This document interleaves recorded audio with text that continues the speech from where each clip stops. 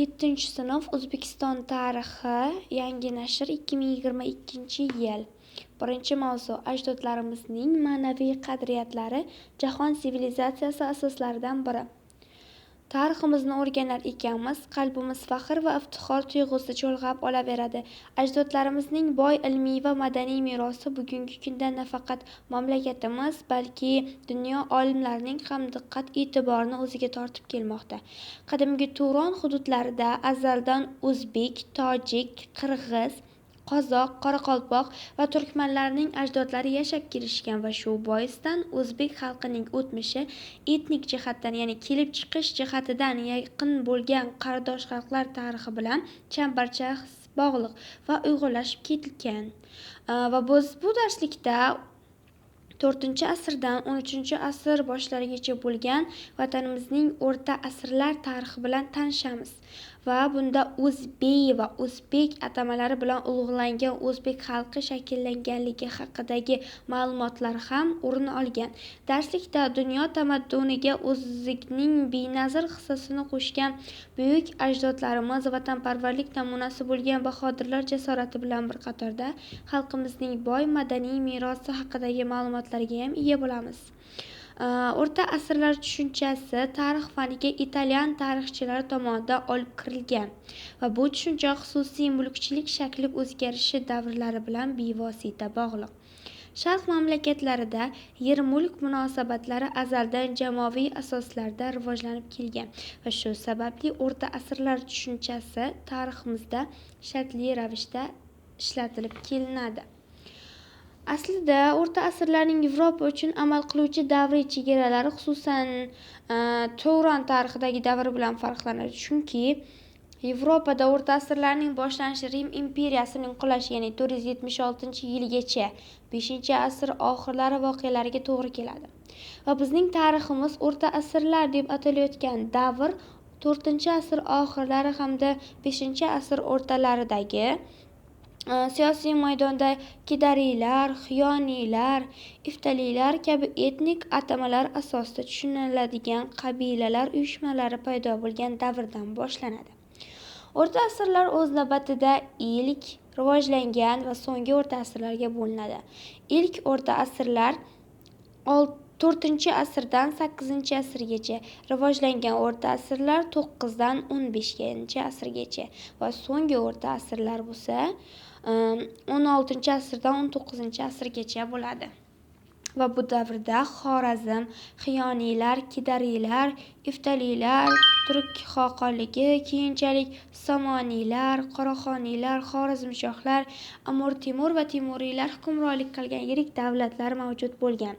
Va bu davlatlar aholisining ijtimoiy, siyosiy, iqtisodiy va ma'naviy hayoti o'z davriga xos ravishda rivojlanib borgan. Va ilk o'rta asrlarda qishloq hokimlari deb atalgan katta yer egalari, dehqonlar va ularning ekinzorlarida ishlovchi yersiz kadivarlar shakllanadi. Va yerda ishlash tartiblarining tubdan o'zgarishi aholi o'rtasida tabaqalanishni yanada kuchaytiradi.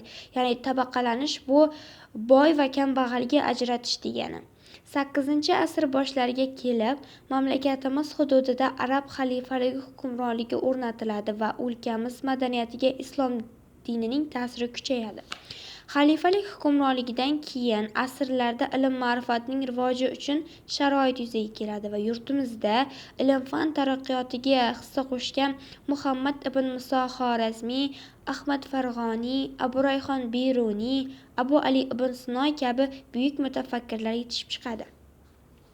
Va mana bu to'rtburchakning ichida yozilgan qadimdan Turon deb atalib kelingan yurtimiz va unga tutash bo'lgan hududlar arablar davrida Mavaraun-Nahr, Xiros va Xuroson deb atalgan.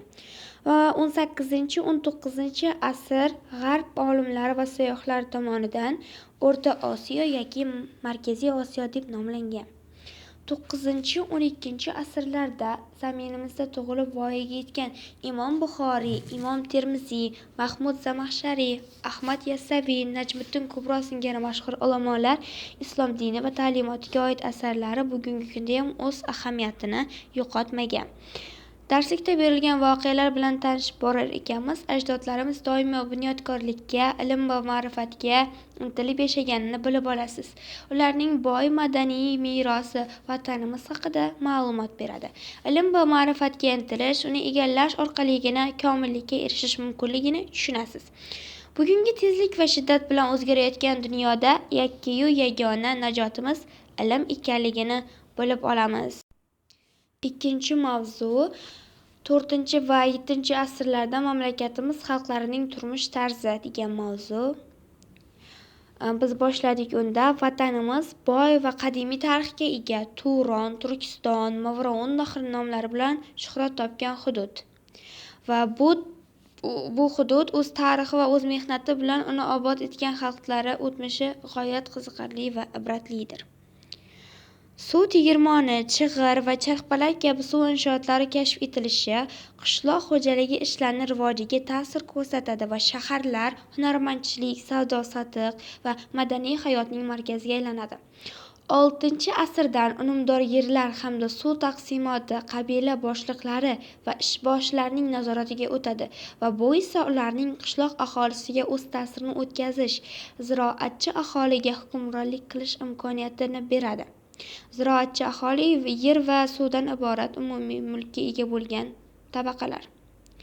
Va qishloq hokimi dehqonlar deb atalgan. Qishloq jamoalarida yerda yashab va suvdan iborat umumiy mulkka ega bo'lgan erkin ziroatchilar tabaqasi kashovarzlar o'z yerlaridan va erkidan ayrilib qolib, dehqonlarning yerlarida ishlovchi kadivarlar paydo bo'lgan va dehqonlarning xo'jaligini tashqi hujumlardan himoya qilish, ichkarida esa tartib-intizomni saqlashga yordam beradigan maxsus askariy guruhlar chokarlari bo'lgan. Dehqonlarning shaharlarda hunarmandchilik rastalari, uylari bo'lgan. Ularning xo'jaligida ko'plab odamlar mehnat qilganlar. Turon hududida ham katta yer egaligi vujudga keldi. Mana bu o'sha hozirgi mavzudagi iboralarning qisqartirilgani, ya'ni sizning yodlashingiz uchun qulay bo'lganlari. Dehqon ilk o'rta asrlarda mulkdor tabaqa yoki qishloq hokimi, kashovar ziroatchi oddiy qo'shchilar, kadivar qishloqning dehqonlariga qaram aholisi, chokar dehqon mulkini qo'riqlovchi harbiy posbon. Va Ahmadali Asqarovning O'zbek xalqining etnik negizi va etnik tarixi degan kitobidan shu matn bor. So'nggi antik davrda, ya'ni milodiy 2-4 asrlardan boshlangan tub o'zgarishlar shu qadar tez kechdiki, oqibatda bir tomondan O'rta Osiyoning dehqonchilik viloyatlarida, ya'ni Sug'diyona, Marg'iyona, Toxariston, Xorazm, Choch, Farg'ona va boshqalar o'nlab mahalliy hokimliklar tashkil topib, ikkinchi tomondan ularning yeriklashish jarayoni ham jadal kechadi. Ikkinchi mavzumiz ham tugadi. Keyingi darslarda ko'rishguncha kanalga obuna bo'lish esingizdan chiqmasin.